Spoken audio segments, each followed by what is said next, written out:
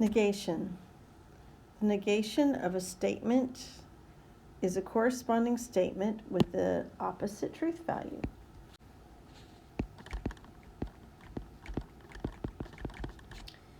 It's important to be certain that when negating a statement, one is true and the other is false, period.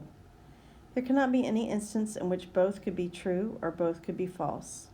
For example, the negation of my car is gray is my car is not gray. You cannot negate my car is gray with the statement my car is blue, because both statements could have the same truth value. Typically, a negation is formed by using the word not. So the negation of my team finished in first place is, the team finished in first place would be the team did not finish in first place.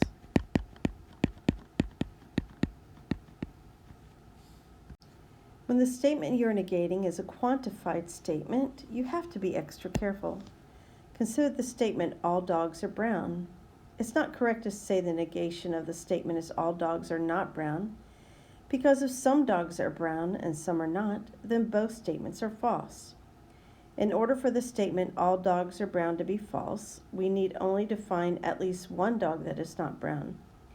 This means the negation of the statement, all dogs are brown, is some dogs are not brown.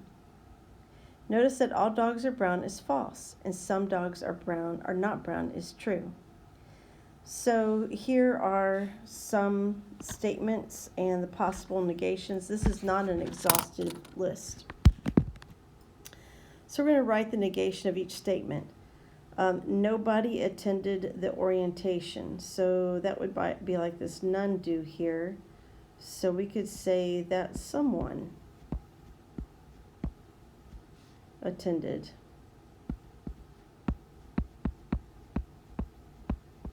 The orientation.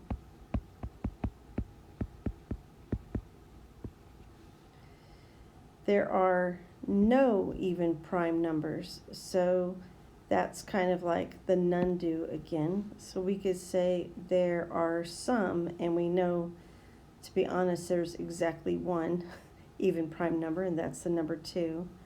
But the negation of this would be there are some even prime numbers.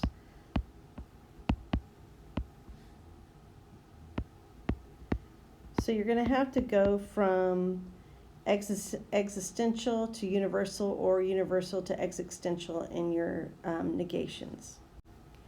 Okay, so pause the video and see how you do on C, D, E, and F. Okay, so take a moment to check this work with yours and see how they line up.